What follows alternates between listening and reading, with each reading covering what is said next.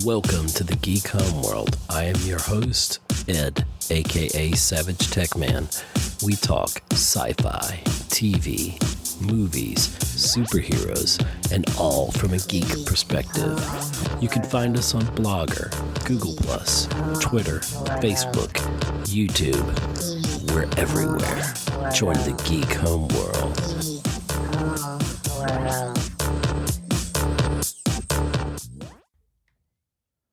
Hello, everyone, and welcome to another episode of the Geek Homeworld.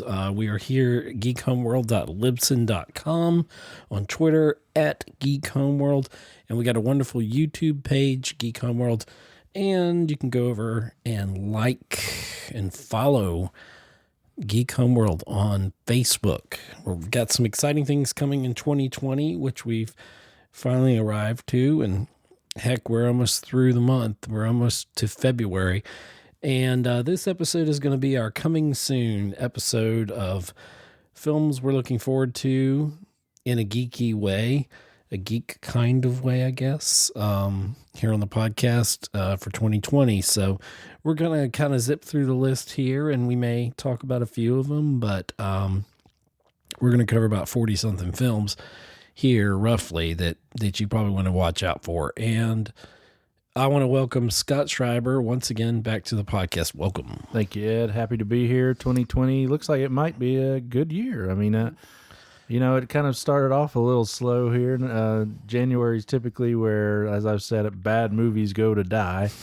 And a lot of them have been not too We not unfortunately too have seen one die already, Robert Downey Jr., yes. Unfortunately. Yes, Doolittle was pretty bad. I mean, in the context... It was more like Do Nothing. Yeah, it was a kid's film, so you kind of have to take it with a grain of salt, but it was pretty poorly written. We still love Robert Downey Jr. here, of course. and I'm still awaiting some great things. It just, big misstep, but... but that's January. We've got some good films coming up. First off, in February, I'm really excited about this first one here. Birds of Prey. Yeah, Birds of Prey, Harley Quinn, the fantabulous emancipation of one Harley Quinn. So... I think it's safe to say Suicide Squad was, for a lot of people, was a disaster. Yeah. But the shining grace, or however you want to put it, from that film was indeed Margot Robbie as Harley Quinn. So it was smart for them to, to spin off capitalize here. That. They could have with Will Smith also. I think he was the other shining part is Deadshot. But yeah, we got Birds of Prey, and it looks like an interesting take. I don't know how I feel about this film. And well, I think it'll be interesting because they're obviously, she's splitting with the Joker. They make that pretty adamant. It's like there's no more Jared Leto Joker. So it'll be interesting to see how they deal with that. The story basically is, the Birds of Prey, I believe, in DC lore, right. It's like famous team up. Black Canary, Huntress, Renee Montoya. I always say that wrong. Tony Montana from Scarface. Tony Montana. So, and evidently they try to save a young girl from an evil crime lord. Looks like that's played by Ewan McGregor. So, good cast there. Mary Elizabeth Winstead, Journey Smollett-Bell, I believe Rosie Perez is in there. And Kathy Yan is directing it. Is at the helm, yeah. Is at the helm, so... Maybe interesting. The next one on our list is, the more I see the trailer, the more I kind of like it, Sonic the Hedgehog. And this is where they put out the initial images for, I think, that first trailer. I don't even remember it now, but it looked drastically different. And it just looks like they spent the money and redid it. Redid his teeth? His teeth, well, the fur and everything just didn't look right. Okay, it wasn't just his teeth. Yeah, I really think they really improved it. They actually listened to the fans, and these days where fans can make or break your film, on social media, I think this one will open kind of big, and I think it may have that niche. I think it appeals to. It may be a coin flip. It may open big, or it may be a colossal bomb. I'm thinking that you could be right because Jim Carrey could be enough to get people to go. Right. But I could see this being a total bomb. I agree with you on that. And part of me says that I'm 50-50 on this, but I'm a little bit more certain that it's going to make money over Birds of Prey. Now, I could be wrong. I don't know about that. I don't know. Yeah, we'll see. I could be totally wrong. it is geared towards a younger crowd. It may be the only family-friendly film out there. So at the time, so yeah, you may be right. Yeah. It could do well. And when there's a lack of films in that genre, then something comes along, and there's a bunch of people out there that love Sonic and love the game and love Sega. Right. And our next item, our next film on the list is a interesting twist. It's actually a action adventure comedy horror film. Blumhouse's Fantasy Island. Yeah, so as you said, it's an interesting twist. They're taking the it was a drama comedy on TV back in the day, but they're turning it into a horror, and it's like they're basically giving these fantasies to people to live out in a horrific way, So, and it looks like a high stakes. I mean, but Blumhouse, they've had a good track record lately, so I'm definitely interested in this. They make films cheaply, and they turn a good profit, so... Yeah, I mean, it's hard to bet against the house. Ha ha ha. Right. At this decent cast: Lucy Hale, Michael Pena, who's playing Ricardo Montalban. So I'm hoping that maybe Peter Dinklage does a little cameo as Deplane. That would be. He did play the guy on a biopic on HBO. Right. So I'm not just saying another little person. Right. So it's going to be interesting. The next one is, and the trailers are out for this too right now, will be another family film. The book, I think it was by, I forgot who the book Jack was London. By. Jack London, thank you. But Call of the Wild with Harrison Ford. I think it has the potential to be a really good, feel-good family film. Yeah. Except the fake dog. The CGI dog.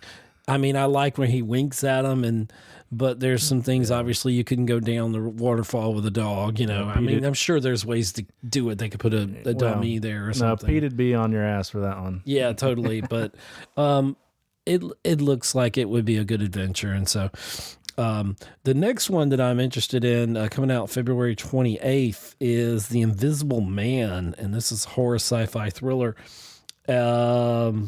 Elizabeth Moss is starring in it, and it basically, it's about this woman's husband, her ex, and he supposedly takes his own life, but he's learned to make himself invisible. Right, and then I believe there's a clause in his death that he would leave all his money, his millions of dollars, if she could prove that she's sane. I think is kind of the idea, and then starts to mess with her. Right, as an this invisible looks. Man. I think this could be a horrible disaster, but I kind of feel like this is going to be a good film. I think it's going to really surprise. It's going to have enough of those, gotcha moments that's going to pull people in. Right. And Elizabeth Moss is an excellent actress, so I think she can pull it off.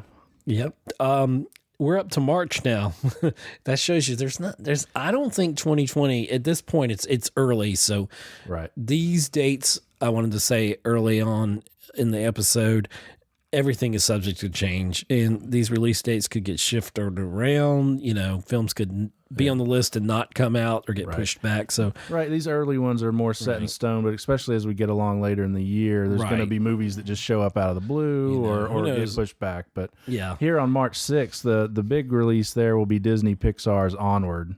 I want to see this. This looks really cool. It's about two teenage elf brothers, and they've got to bring their dad back to life using this his wand, or whatever you call magical that. Wand, magical staff, and they only bring half of them back. Yeah, it's got Chris Pratt, Tom Holland, Julia Louis-Dreyfus, Octavia Spencer. You couldn't ask for a better cast. Yeah, great voices there. Yeah. And it's of course animation, and I think that's going to be a big family pleaser. The next one, and this could go wrong, this could be terrible, but I got hopefully a good feeling about it.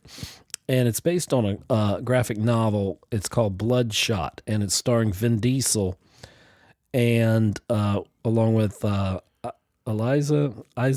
Gonzalez and a few Elsa Gonzalez. I think she was in Baby Driver. But I think the preview, it actually does look decent. to where he's basically can regenerate. Like he gets shot in the face, I think, at one point in the trailer, and then he just regenerates. So he like reanimates with superpowers. And then they basically they shut him down and then reboot him so he doesn't have memory of anything, and so he's basically their rebootable hitman. So, it could be good, although it's got a PG-13 rating. I don't know, that might take away from the realness or the graphicness from it. So, right. Fingers crossed. He's Vin Diesel, hit or miss there. It could be. Now, one of the films of the year that I've been waiting for, we've both been waiting for, A Quiet Place Part 2, comes out March 20th. And please say it, John Krasinski? John Krasinski's back at the helm as director. It'll be interesting to see if we see him as an actor in it, because the trailer does kind of hint at him, like it hints at him, but you don't see they flash back because he's like, oh, there's dad. So, but anyway, even if he's not, doesn't matter. Emily Blunt is fantastic. The two kids are great. Noah Jupe and Millicent Simmons, who's actually deaf.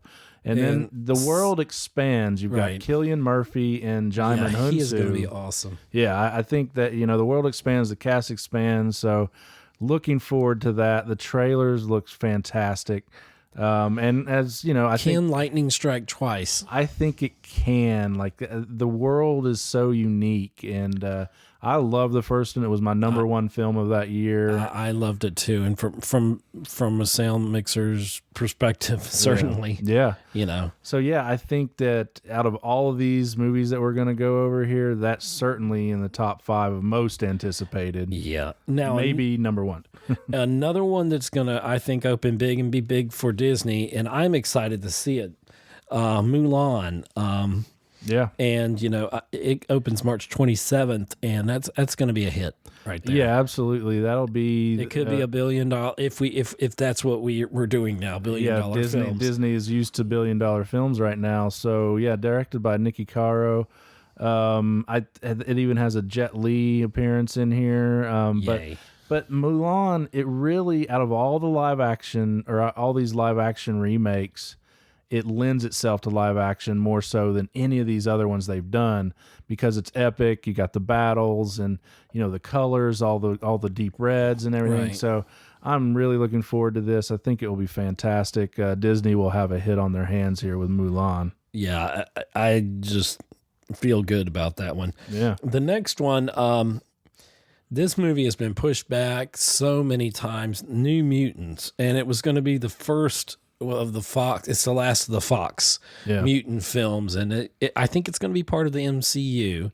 Yes, they have hinted at that. Yeah, but the first horror film is supposed to be Doctor Strange. But you have the New Mutants, and it's you basically got 5 mutants, and they think that they're in this school, but they're really kind of trapped, and it's going to be interesting. I think this one bombs. I just predict, because it's had so many issues. It's been pushed back so many times. It's kind of like Dark Phoenix was. I feel like we're going to repeat that again this year. Well, especially, as you said, after Dark Phoenix's and its essential bombing. Yeah. But the cast is good. You've got Arya Stark in there and Maisie Williams. You also got Anya Taylor-Joy, who's great. So I don't know. I'm hoping that the world of X-Men gets a reboot or rebound here. It is not rated yet, so hopefully, I really hope it gets an R rating. It probably deserves to have an R, but under Fox it might have got that R. Yeah. Now that it's under the Disney umbrella, I don't know. PG-13 at the most. Good point. April 10th. So excited. One of the films I'm very excited. The last time we'll see Daniel Craig as James Bond. Yeah. I want to say this is his 5th turn. Correct. And No Time to Die. It comes out April 10th, right after my birthday, in case you want to send me some gifts. Some Regal gift, or well, I guess don't send me anything Regal, because we don't have, or send me a Regal Cinemas, because I don't have one. Yeah, right. Even though I'm doing that A-list thing on AMC. Yeah. But so at this point we see a retired James Bond, and of course something comes up, and he essentially at the end of Spectre he gives it all up for Leia Sedu's character. Right. He gives it up for love. So We see that she's got a dark secret here. He gets pulled back into some espionage, of course. I know your boy Rami Malek's in this. I think he's going to be a delicious villain. He does. You know what I mean? He does look like he does a great job in this. He should wear the Freddie Mercury prosthetics, and that would really make it scary. It would be. But then he'd have to lip sync everything. So. But he does have. He's pretty scary in this with the Phantom of the Opera mask. There's also Ana de Armas, who I loved in Knives Out, reunites here with Daniel Craig for this as well. Don't call her a Bond girl, but please don't do the accent, Daniel Craig. Go back to But yeah, I'm definitely excited for this. Kerry Joji Fukunaga directing. He is very capable. He's done some great work for HBO, including True Detective. So I'm definitely looking forward to No Time to Die and see how they end Daniel Craig's reign. Yeah, and then what becomes next. And anyway, speaking of next, this one it's a horror mystery film called Antlers, and Kerry Russell, who's wonderful, is in it. Scott Cooper's directing it, and it's basically a small town teacher and her brother, local sheriff, and all this. They get intertwined in this dangerous and frightening horror film here. So this kid's kind of protecting some kind of monster or something that's got antlers. And it's got a good supporting cast. Jesse Plemons, Graham Greene from Dances with Wolves fame. But Scott Cooper, this director here, he's a young American auteur that you should be looking for. Every film he's done has been great. He did Crazy Heart with Jeff Bridges, won him his Oscar. That was good. Did Hostels, with Christian Bale, Out of the Furnace with Christian Bale. What was the one, Johnny Depp, where he's playing Whitey Bulger? I can't remember the name of that right. But that's his list of work. So he's done these great works, and now he's venturing into horror a little bit. So I'm definitely looking forward to this. Scott Cooper, heck of a director. Check out Antlers. What was that? April 17th. April 17th. Or April 24th, we have Antebellum, which Gerard Bush and Christopher Renz are directing it. This is another Blumhouse horror film along the same lines of Get Out and Us. That's how they're going to market this. It's starring, I believe, Janelle Monáe is the lead. So that will be an interesting. It looks like it's kind of this psychological, there's the trailer has her as a slave in the fields, but she looks up and sees a plane. So there's something weird going on here. Very interesting here. You know, maybe they're in some kind of dome kind of thing. I don't know. Who knows? We'll see. Looking forward to that. It does look very interesting.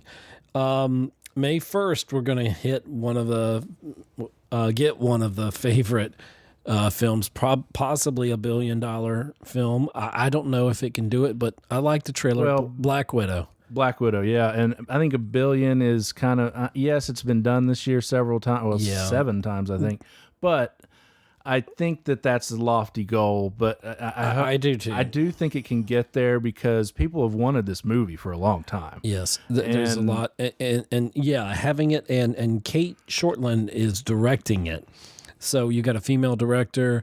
Scarlett Johansson's finally getting that solo film. And the first trailer, not so much, but that full-length trailer, yes. Oh, yeah. And I believe it's the time frame is it's between the events of Civil War and Infinity War. So it's essentially a flashback, a prequel in a way. But I know from what, I've read, it's basically passing that torch. They want Florence Pugh to now take the helm, because we all know, everybody here has seen Endgame. Black Widow perishes. So that was kind of the idea. It's like, okay, how are they going to do this with Scarlet when she's dead? But now that it's a flashback. That's been a legitimate concern. Are people going to care? And I think they will, because I think this is going to be packed full of action. Right. I want them to discuss what happened in Budapest, because that's been this running kind of joke between her and Hawkeye, and he's not necessarily listed as starring in the film, but I feel like Hawkeye's going to show up. Interestingly enough, Robert Downey Jr. is listed here in the cast. Yes, and he, even though he's gone, he can still exist because of when the timeline of when this film. Yeah, and it has Taskmaster master in there, and he's someone who can, within a few seconds of fighting someone, can learn their style. So you can't like he's hard to beat, basically. Okay. So Awesome. so it's going to be very interesting. Yeah. And speaking of interesting, this is like way out of left field. Starring Chris Rock, Samuel Jackson, among others. The next Saw film, and what I'm looking at says Untitled Saw Project. So we don't know exactly what There's the title is. There's not much that we can even talk about here. We don't know, but it is pretty fascinating that Chris Rock is the one that decided to reboot this. My notes say it's a reimagining of the horror film Saw. Which the first one changed the game. Right. Like the first one is an awesome film that really changed what a horror film could be. And I think like was Hostel came out not too long after that. Directed by Eli Roth. It really, and honestly, I wasn't a big fan of those films because it felt like they went for gore's sake. Well, especially Hostel. Yeah, especially Hostel. Saw was a little more cerebral and made more sense. But That's yeah, fair. definitely Hostel was like, how can we torture people and not really care about the story? But Saw was a different thing. And this also, it says that Samuel L. Jackson's going to be in this. So definitely look for that. That'll be interesting. Another one coming out that same weekend I think will be really good and not necessarily geeky. We'll go off tangent here a little bit. Woman in the Window starring Amy Adams, Julianne Moore, Gary Oldman, Jennifer Jason Leigh. A great cast, directed by Joe Wright, who did Atonement. And feels like Rear Window a little bit. Right. She's an agoraphobe and, spying on her neighbors. She witnesses a disturbing act. Yeah. So, yeah, definitely Rear Window. In case you don't know what agoraphobic is, it means you're afraid of going outside. Right. But it's led by Amy Adams, and that's why I bring it up here, because she's an amazing actress, one of the few that haven't won an Oscar that should, So, she's definitely enough to get you to go see that, Woman in the Window. The next week, we have Fast and Furious 9.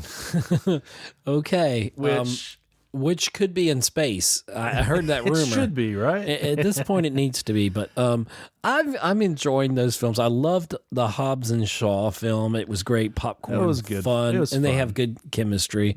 Yeah. It's not a top film of the year, but Fast and Furious, I'm on board with it. So, it's probably ridiculous at this point. It's adding John Cena to it. I don't think he was in there John before. Cena. No, I don't think so either. And Charlize Theron, I'm telling she's you, back. She's back, huh? and she was, and I've always used this.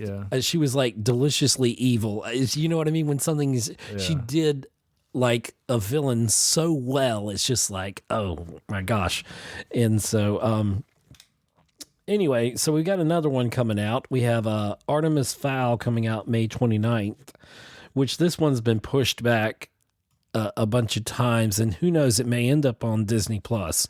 Right, I think that was Disney. Disney was really talking about this because it's been pushed back so much. It was supposed to come out this past August, so now it's being pushed to May, a May release. But I have a feeling like they probably should put it to Disney Plus. I don't know how much interest there will be for it. There not many people even know the source material. And Kenneth Branagh is directing, but I've seen things that he's done that haven't worked. But I'm hoping. June 5th is big because Wonder Woman 1984 is coming out, and it's going to open big. Patty Jenkins. Yeah, Patty Jenkins is back directing the sequel here, and the trailer looks. Chris Pine. Yeah, good supporting cast. Pedro Pascal. Chris Pine is back from the dead. Connie Nielsen. But of course, you got your girl Gal Gadot back. But I think it'll be so fun being set in the 80s.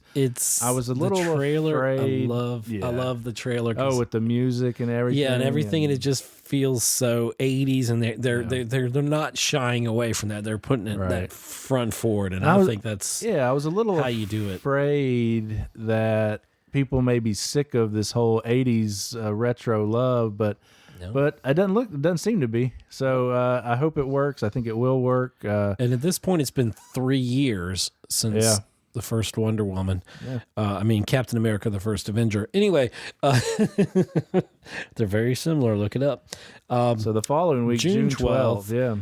this is exciting. A horror film, Candyman. Candyman. I absolutely love the original. The Tony Todd, who played Candyman in the original film, is back in for 1992. this. 92. So it says it's a spiritual sequel to the 92 horror film, and that returns to the now gentrified Chicago neighborhood where the legend began. So there's going to be a little social commentary there too. Yeah, and I think it's going to be interesting. I'm excited to see it. And But not as excited as June 26th. I am.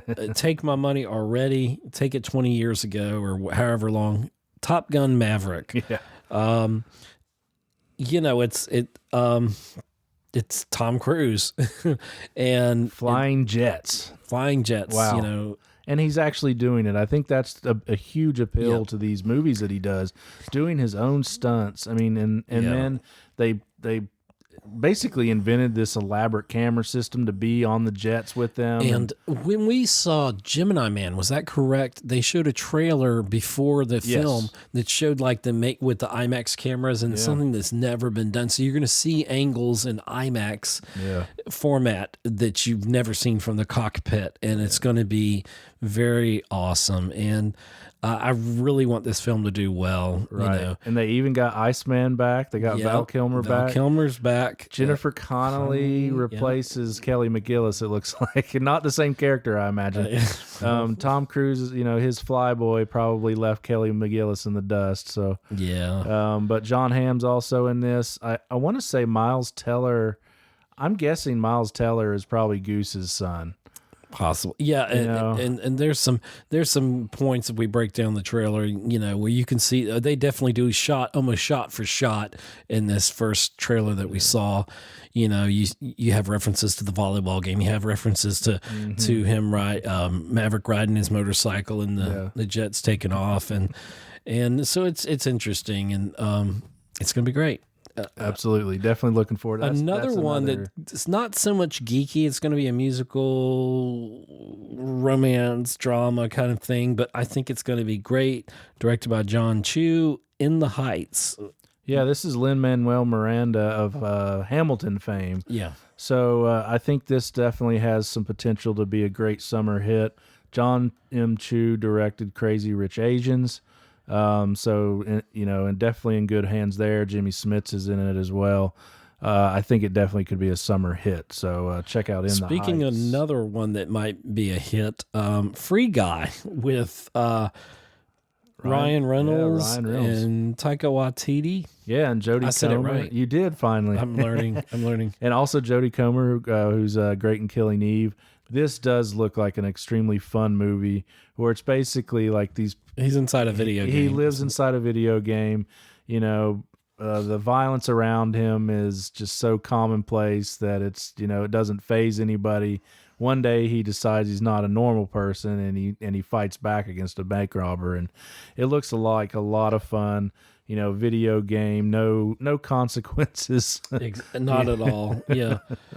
The next thing is we move ahead to July 10th, and we find Ghostbusters Afterlife. Yeah. And what excites me about this is that Jason Reitman is directing it. So I know he's going to take a special care with Ivan Reitman, being his father. Absolutely. Right. Yeah. And having passed on. It's got Paul Rudd, Annie Potts, yay. McKenna Grace, Finn Wolfhard.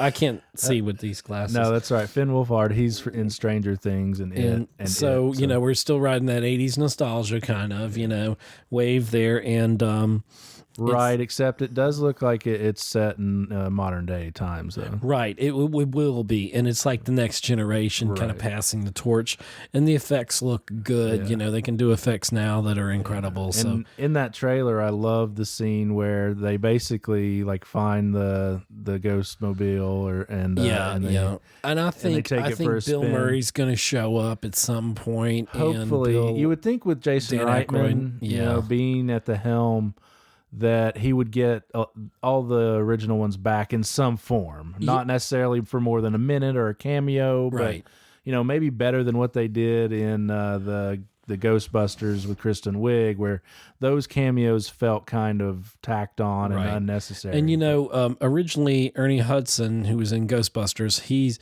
originally that part was written for Eddie Murphy. Oh, yeah, I saw that interview. And so we'll hear from Eddie Murphy later on in this episode. But it would be cool if Eddie Murphy showed up. He has no reason to show up. I know he's not going to. He's a little busy. He's having a Keanu Renaissance. I don't know why you even say Keanu-sance, because it doesn't even make sense. Well, it's his version. The reconnaissance made sense because here, I know this is going to be a tangent here, but we got a little time. The reconnaissance made sense because McConaughey was doing nothing but rom-coms and dumb stuff. Yeah. And then all of a sudden he did this Oscar bongo drums. Well, yeah. And all of a sudden he did his Oscar-worthy stuff. So it was, is an enlightenment. A renaissance is an enlightenment. So Keanu was always doing good stuff. So that's where I don't think the Keanu-sance makes any sense. Anyway, what's next? Don't call it a comeback. Anyway, we're going to get a untitled, we don't know what it is yet, Purge sequel coming out. Yeah, and this will be the fifth and final installment in what they say.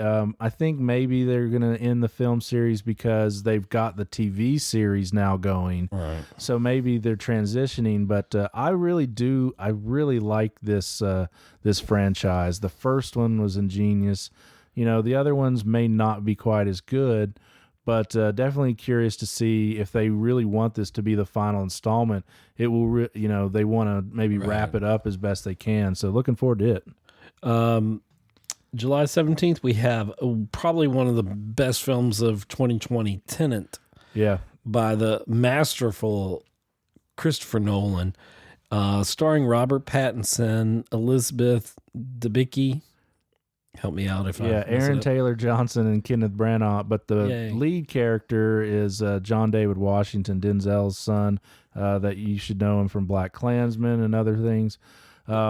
This does look like, for me, maybe the best film of the year. Could possibly be, and it deals with time travel, evolution, espionage. Everything's thrown at the board. And that's what Nolan does best. He plays with time better than anybody. This is going to be Inception-like, right? And it looks like maybe they kill him. So he goes to the afterlife, but then they put him back in the fold to where he can solve crimes by knowing exactly what has already happened. Everything's going backwards. That's a little... What's the Tom Cruise film? Set in the future. Edge of Tomorrow. Oh, no, Minority Report. Minority Report. A little bit of that thrown in, maybe. I don't know. No, but it definitely looks wild. And he is throwing, from what I read, he's throwing millions of dollars at this, and it looks phenomenal. I cannot wait for Tenet. Speaking of wild, it's going to be... speaking of wild, I mean, the next couple of weeks in July are full of what are going to be big films. The next one is on the list is Jungle Cruise, July 24th, with Dwayne Johnson, The Rock, and the wonderful Emily Blunt. Yes. Yeah, Paul Giamatti's in it. This is just going to be big. This is going to open big. I think it'll do well. I think it'll do well. It's basically another Disney movie based on an amusement ride, like Pirates of the Caribbean. But I love the homage, the tributes in the trailer. When they're on the boat, they're wearing basically the same exact wardrobe from The African Queen, with Humphrey Bogart and Katharine Hepburn. Look it up, watch it. Yeah. This will probably be very entertaining. You can't miss with Emily Blunt. The Rock's pretty good, at what he does. I won't say he's, a phenomenal actor, but he's good at what he does. Exactly. And his name alone he had Rampage, which would have been a bomb to anybody, but people went out and saw that movie and it made money. He puts butts in the seat. That Skyscraper movie, whatever. Yeah. It might have been called Skyscraper. Die Hard 4. Yeah. Die Hard 4, yeah. And the next one on the list in July 31st, and I just saw the trailer recently and loved it, is Morbius. And it's going into the horror thing, and this is a Sony production. So this could be, it said, from the creators of Venom in Amazing Spider-Man. In association with Marvel. And there is somebody in the trailer said they saw Spider-Man in the trailer somewhere. So this is part of the agreement. I think Morbius will be... They definitely we may see Spider-Man in this, But yeah, some people have totally compared it. It's got Michael Keaton. It shows up who's Batman, right? Obviously, probably, arguably the best Batman ever. And, it's almost a Batman story. It's even got the Christopher Nolan Batman Begins with the swirling bats around him. And it was interesting. Like you're definitely wondering if like they did that intentionally. I don't know much about Morbius's backstory in the comics, but to have the whole bat. The bat. I mean, this is true to the comic as far as I know. It reminds me a lot of Blade. Also, he's basically trying to cure himself. He's dying. And Jared Leto, he was a terrible Joker in Suicide Squad to me. But in this, he was great in Blade Runner 2049, and I think he's going to be great in this role too. But it's interesting because it feels like Blade meets Batman, kind of a mixture, but he's trying to cure his rare blood disease, and he gets all these. He turns into like a vampire, essentially a living vampire, and so I don't know. It's going to tie in the Venom eventually. All that's going to tie together, I'm sure. So. Well, certainly with showing Michael Keaton in the at the end of the trailer, they're definitely tying it into the world of Spider-Man. Well, because he was a Vulture in Spider-Man: Homecoming, and honestly, I thought of that before I thought of Batman. I'm like, oh gosh, he was also Batman. So it's like an Easter egg. Now the next one we just threw in here for a comedy. Just because it's totally trying to be, and I say totally 80s. Well, the trailer for this is pretty hilarious. It's you can tell that it's Kristen Wiig. It's Barb and Star go to Vista Del Mar, and it's written by Annie Momolo and Kristen Wiig, who co-wrote Bridesmaids. So we know Bridesmaids was a classic. Right. So these two ladies have probably created another classic. Definitely looking forward to it. The trailer looks hilarious. It does. August 7th, we get a sci-fi film called Infinite. And it's starring Mark Wahlberg. A man discovers that his hallucinations are actually visions from his past lives. Sounds interesting. Directed by Antoine Fuqua, who did Training Day and some other great action films. So definitely some potential there. Now, August 21st, we're all excited for this. Everyone is. Bill and Ted Face the Music. Yeah. So Keanu Reeves is back with, oh, goodness, forgive me. Oh, gosh, what's the guy's name? I'm going to have to click on this because, I don't want to leave him out. Summers, I think. Oh no, Ted, no, Bill. Who are you, Bill? Bill, I can't think of it. Oh, Alex Winter. I'm so sorry, Alex Winter. Alex Winter and Keanu are back as Bill and Ted. Death is actually William Sadler, not George Carlin, unfortunately. Death got him. Yeah, exactly. So this was, I believe they were at like a Comic-Con or something, and somebody asked whether they'd ever do another one, and Keanu just kind of shrugged it off. But then there was basically a petition for him. Oh yeah, people want it. They want it. And I'm one of those people. I'm like, it's going to be fun. Yeah. We get to a bit of a mystery horror thriller on September 11th. The Conjuring, The Devil Made Me Do It. I can almost guarantee you I will not see this film because it sounds too scary for me. This franchise is, it's somewhat hit or miss, but most of them I've enjoyed. I really actually liked the last one, the Annabelle. There was it's an Annabelle sequel that I was really surprised by. I thought it was really well written. It had some good moments. Vera Farmiga and Patrick Wilson play the two ghost hunters or whatever you want to call them, and this is the third installment in the Conjuring franchise where they're actually calling it the Conjuring. So yeah, I think that people really do like this franchise. It will do well. Looking forward to that. But the following week, September 18th, I think another franchise will get back on track, and that's the Kingsman franchise, and they're calling it the King's Man. And Matthew Vaughn, who did some X-Men movies is all I'll say.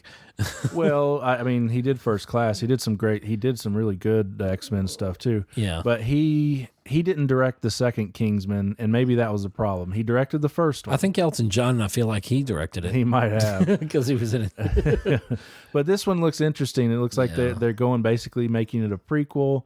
Ray Fiennes looks like the main character. Gemma Arterton is fantastic. She looks like she's in that. Jaimin Hunsu, Aaron Taylor Johnson.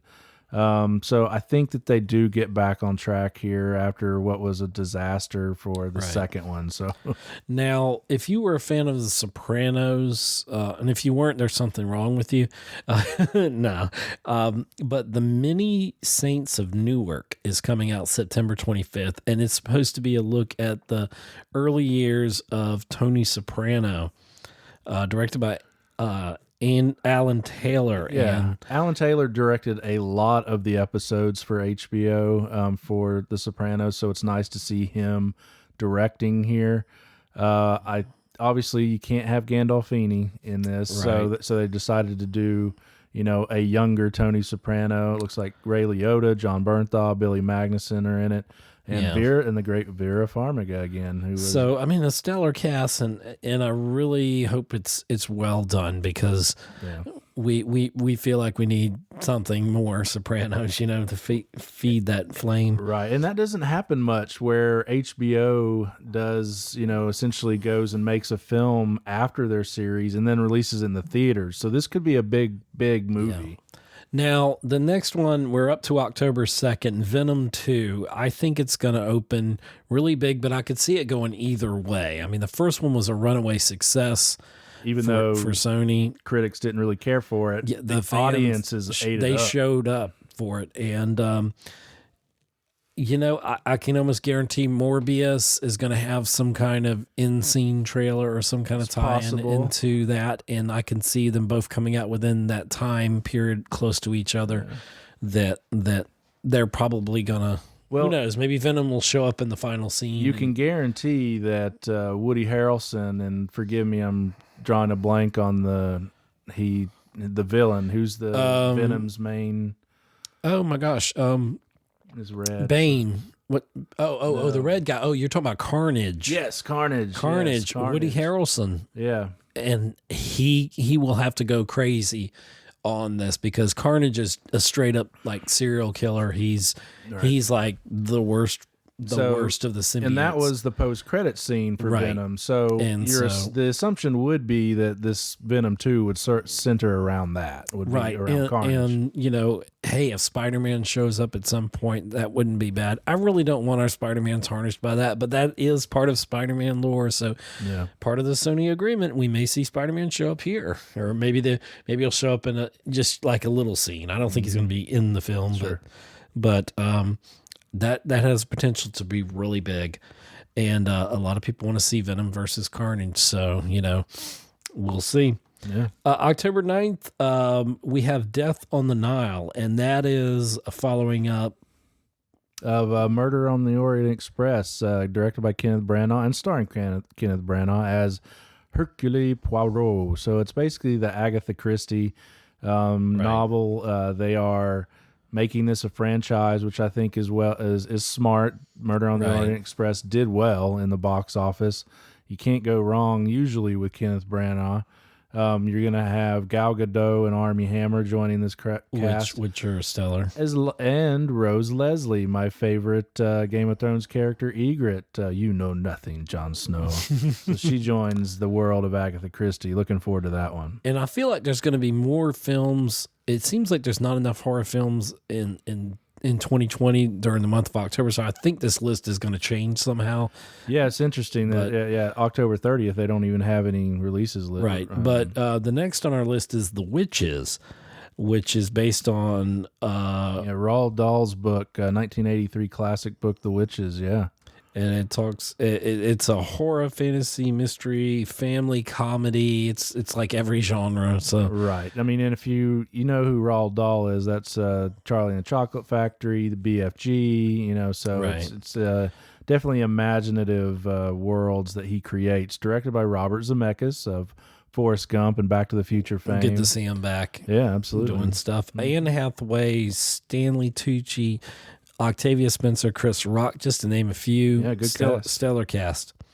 October 16th, we have Halloween Kills, which I don't know if I like the title, but we knew if the last Halloween I really liked with Jamie Lee Curtis. I loved how strong her character was. I like how they it was basically they forget all those other terrible films. This was like kind of what they tried to do with Terminator, you know, forget all those. This was a direct sequel to the original Halloween, and it worked, and it was really well. I enjoyed it. It. Yeah, and then, that the first one or the reboot, a couple years ago, ago, of course it looked like Jason was dead, but you knew he wasn't going to. They got to make more of these. Well, there was they're like, where is he? Oh yeah, he's probably. They go through all this. Jamie Lee Curtis goes through all this, and then in the end, he's like, oh, I'm sure he's dead. There's no way he could get out. Okay, let's go. And I'm like, really? Well, you have to leave room for a sequel, and apparently there will be October 16th a sequel, Halloween Kills, and we'll see. And Jamie Lee Curtis is back in that, along with Anthony Michael Hall. And it honestly should kill at the box office because. Again, it's October. It's a couple weeks before Halloween, so they're giving an extra 2 weeks leading up to Halloween for it.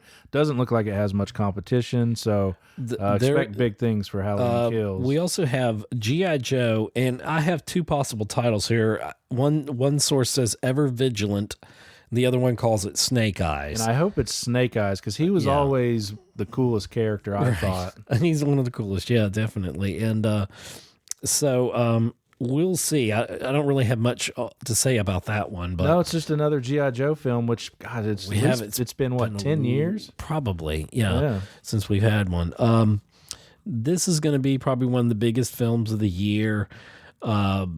Eternals coming out November 6th. This is part of the MCU.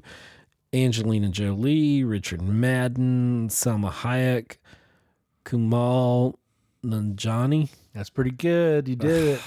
And he's gotten a lot of buzz over his physique. He's really built up. He's like, man, I'm dying for this film. I mean, Marvel has their people on.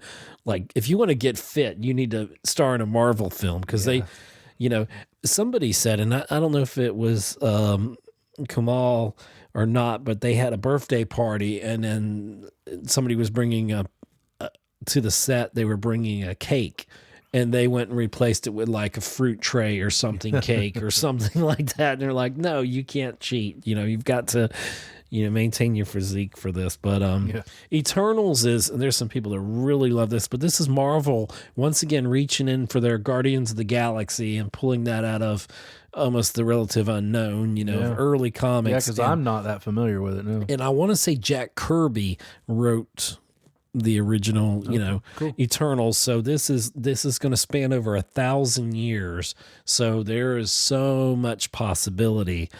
Very cool. Yeah. This is really going to be intergalactic and everything else. So, and ramifications going forward, I'm sure. Yeah. November 20th. This one is probably going to open big.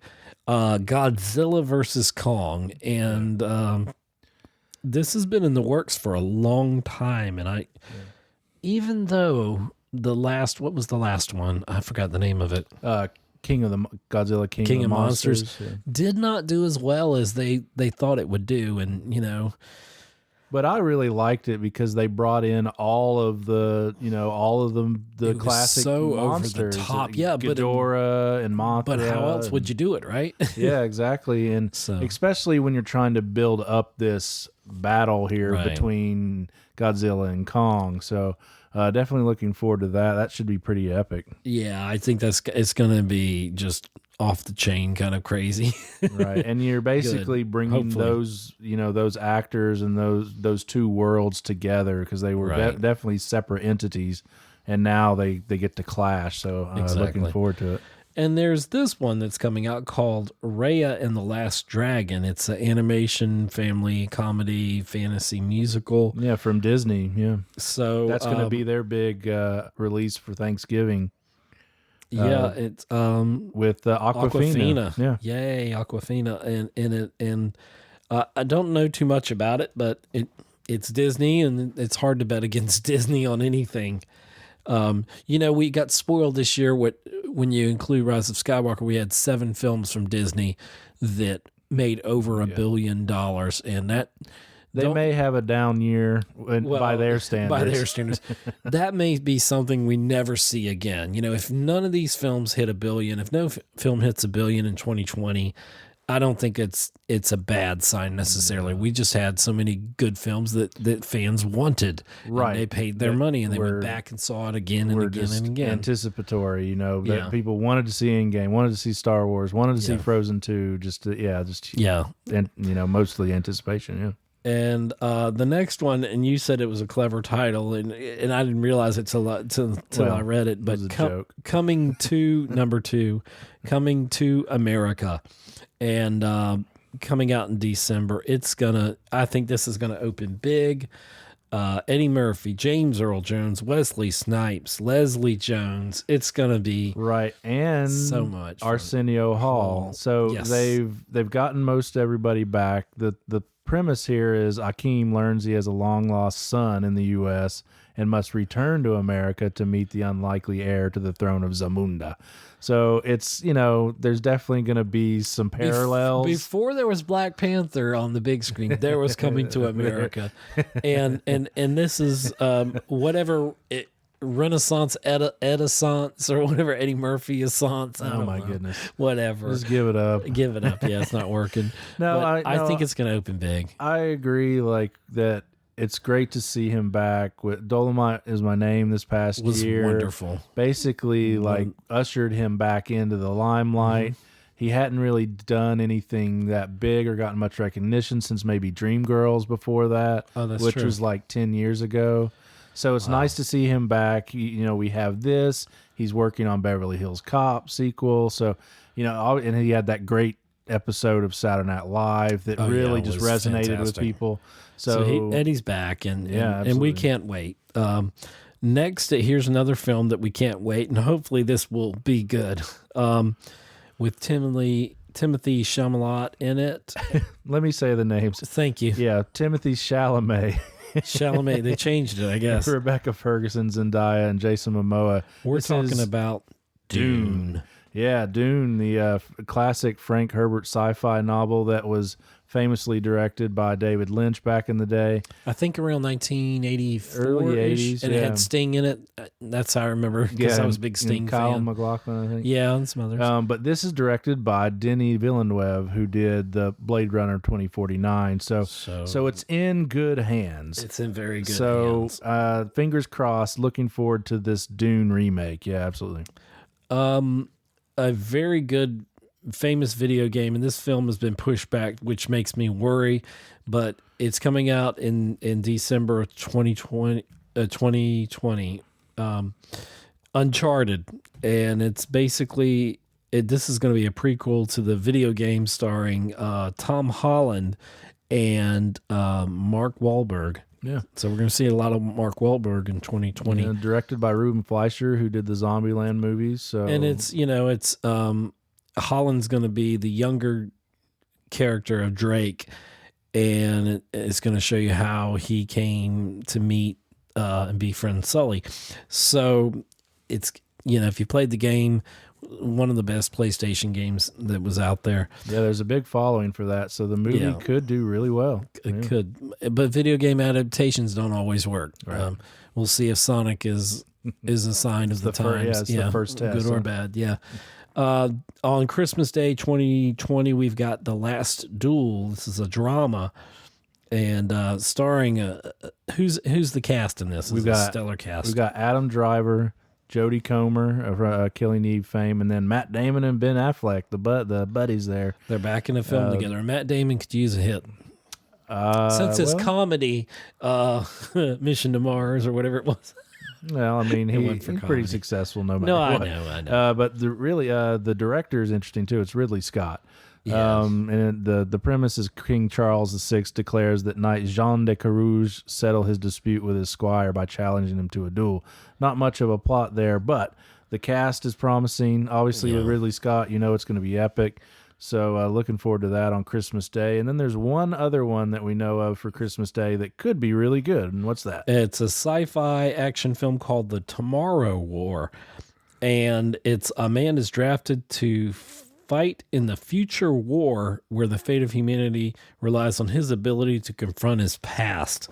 So it seems like some internal kind of conflict and external, and it just seems very interesting. It's got Chris Pratt in it. Right. So you've got J.K. Simmons, Betty Gilpin, and Yvonne Strahovski. Yeah, just having Chris Pratt as your lead is, it's probably going to do well. It's probably going to do well, The Tomorrow War. So we'll follow this list throughout the year, and it'll probably change, and we'll see where we end up. But hopefully it's a good year. Yeah, there are a lot of good movies there. I'd have to say the ones I'm most excited about. Honestly, I really am excited about Birds of Prey. I hope they do a good job with that. But then Quiet Place Part 2, Top Gun Maverick, and Tenet. I really think Tenet could be the best film of the year. Really looking forward to that. Yeah. Obviously, the other Marvel films, Black Widow and Eternals. So, DC's got a great year coming up too. Wonder Woman and Venom and Morbius. So, I'm sorry, Morbius is, and those are. Oh God, I messed up. That's not DC. It's Sony. Well, it is DC Comics. So Morbius is DC. Oh, it is. I believe so. Yeah. Well, why is it in the Spider-Man world? I don't know. Oh, you messed up. We messed up. No, Morbius is in the comics. Damn it! If it's Sony in association with Marvel, it's probably Marvel. it's one or the other. So and anyway. I should know that, but I think it's going to be a great year. We'll see. So that's all I got for this episode.